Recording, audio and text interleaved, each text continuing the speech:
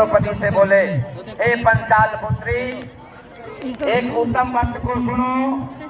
इस व्रत के देखो देखो देखो पटाखा फूट रहा, देखो प्रभाव से पूर्व समय में नाग कन्या के उद्देश्य से सुकन्या ने किया। देखो देखो देखो देखो बिट्टू हे देखो। महाभागे, स्त्रियों के साथ तुमने अनेक विघ्नों को शांत करने वाले कवि सबके व्रत को करो। द्रौपदी बोली, हे विप्र, आपका कहा हुआ व्रत कैसा है और उसकी क्या विधि है? बाबा देखो देखो पटाखा फूट रहा उस व्रत है। में किसका पूजन किया जाता है?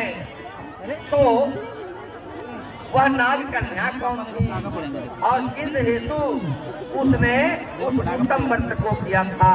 हे महाभाग, हे प्रबोध, रोहितराज, वह सुकन्या अत्यंत आश्चर्य रूपी व्रत को करने वाली कौन थी?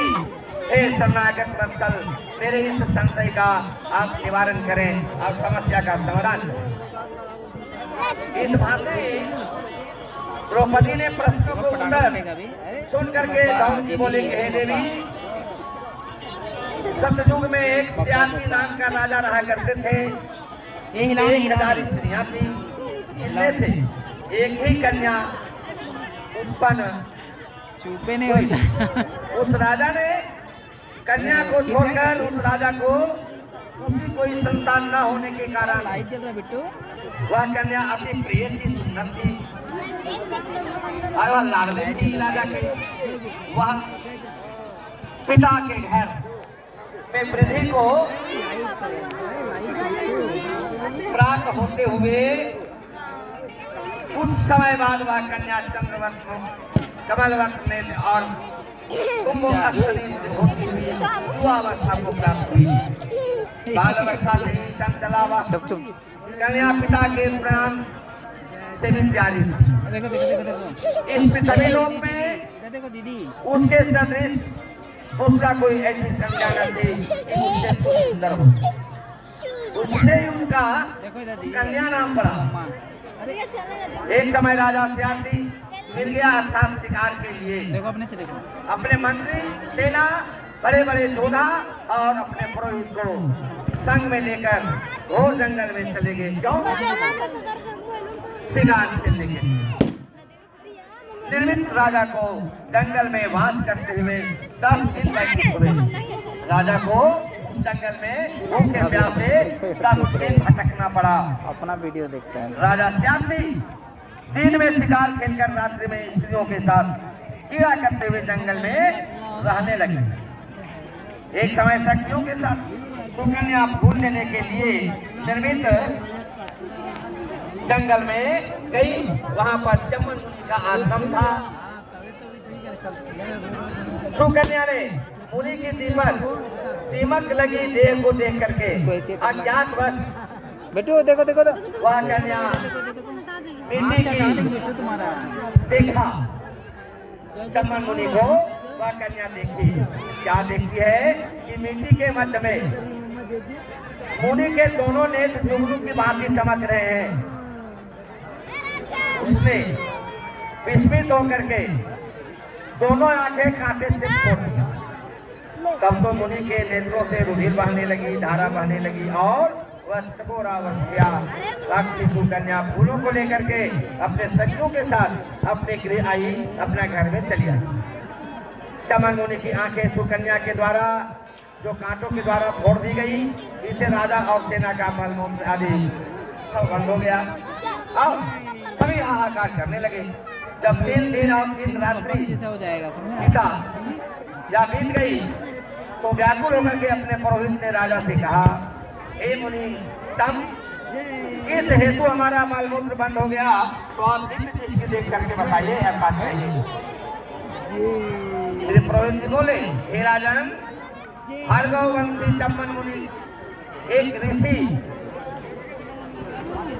इसी जंगल में, इसी वन में घोर तपस्या कर रहे थे।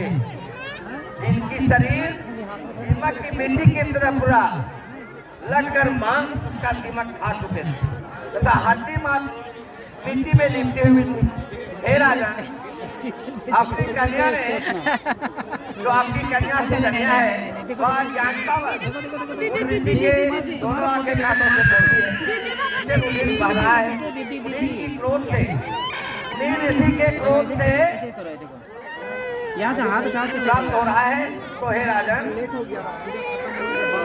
आप उनको खुश करने के लिए अपनी कन्या पत्नी के रूप में दे दीजिए। कन्यादान महादान से वह मुनि चमन की प्रसन्नता बढ़ेगी। वह पुरोहित राज के वचन को सुन करके राजा से आती सुकन्या के साथ लेकर ऋषि के पास गए और जल छोड़ने पर हड्डी मार से दर्शन हुए। नेत्रहीन चमन ऋषि को देख करके राजा बोले कि हे प्रभु, मेरी कन्या से अज्ञानवश यह अपराध हुआ है जो आपके आंख फोड़ दी गई है, जिससे आपकी ये आंखें फूट गई हैं। हे मुनिवर, आपकी सेवा के लिए हम अपनी कन्या सुकन्या को आपको पत्नी के रूप में ग्रहण कराते हैं अर्थात देते हैं, इससे आपको कष्ट न हो। राजा के वचन को सुनकर ऋषि जी बड़े प्रसन्न हुए और उसी समय राजा स्यासी के सुकन्या को ऋषि के लिए दान के रूप में दे दिया। राजा के से कन्या पाक के मुनि जी अति प्रसन्न हुए और उनका क्रोध क्या हुआ, शांत हुआ।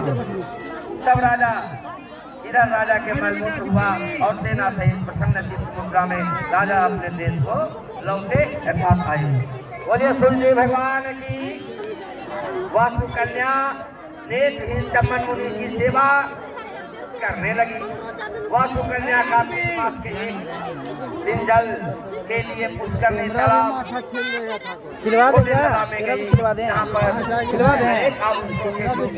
नाच कन्या को श्री कश्यप के जगमंडप में सूर्य भगवान का पूजन करती हुई चलो तुम्हारा भी सिलवा देंगे, टकली कर कन्या ने धीरे से हाथ लाकर पूछा, हे भाई महाभागे, आप क्या करती हैं, किस कारण यहाँ आए हैं? और हो गया, ज्यादा देर तक नहीं करना है। नाग कन्या बोली, हे सात देवी, हे सौभाग्यवती, मैं नाग कन्या हूँ, व्रत धारण कर